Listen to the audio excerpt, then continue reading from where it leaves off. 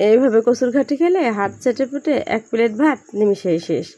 Hello viewers, welcome back to my channel.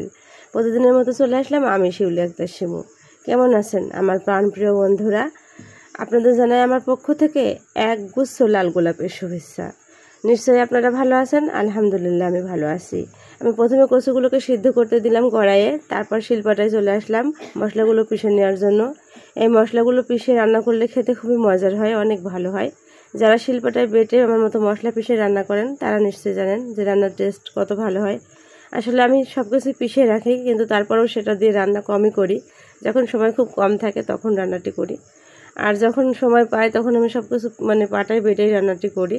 এখানে আমি পেঁয়াজ কুচিগুলোকে একটু লাল করে নিলাম, তারপর আমি দিয়ে দিয়েছি কাঁচা ঝাল বাটা, পেঁয়াজ রসুন বাটা, জিরা ধনিয়া বাটা, মশলা বাটা এবং শুকনো ঝালের গুঁড়া দিয়ে ভালো মতো মশলাগুলোকে কষিয়ে নিব। এভাবে কষিয়ে কষিয়ে যত ভালো করে রান্না করা হয় খেতে কিন্তু অনেক মজার হয়। তারপর ওদিকে আমি কিন্তু কচুগুলোকে সিদ্ধ করে তারপর বিনিয়ে রেখেছি। এরপর মশলাগুলো যখন কষানো হয়ে যাবে তখনই আমি রান্নাটি করে নেব। আসলে সিদ্ধ কচু বলে যদি কেউ এই রান্নাটি খুব তাড়াতাড়ি অল্প পানি দিয়ে করে নেন, সিদ্ধ কচু অল্প সময়ে রান্নাটি হবে, তাহলে আমার মনে হয় টেস্টটা, আসল যে টেস্ট স্বাদ, সেটা কখনোই পাওয়া যাবে না। এটা সিদ্ধ কচু, তারপরেও আবার নতুন করে অনেক পানি দিয়ে সিদ্ধ করে রান্নাটি করতে হবে, তাহলে দেখবেন খেতে অনেকটা মজার হয়। আমি এখানে কয়েকটি ছোট ইলিশের কান ছিল আর কি, সেগুলোকে দিয়ে দিলাম। এভাবে কচুর ঘাটি করলে খেতে এমনি থেকেই মজা হয়, তারপরে যদি একটু ইলিশের কান দেওয়া যায় আর একটু বেশি ভালো হয়। আমার ঘরে যেটা ছিল সেটাই দিলাম আর কি, দিয়ে ভালো মতো কষিয়ে নিলাম। এবার আমি কচুগুলোকে বিনিয়ে তারপর দিয়ে দিব আর কি। এদিকে বিনিয়ে নিচ্ছিলাম, আসলে সব তো আর ভিডিওতে ধরা হয় না,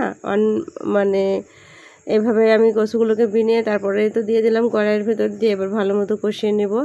এই যে বললাম যে সিদ্ধ কচু বলে কিন্তু খুব তাড়াতাড়ি যে রান্না করলে এই টেস্টটা আসবে তা না।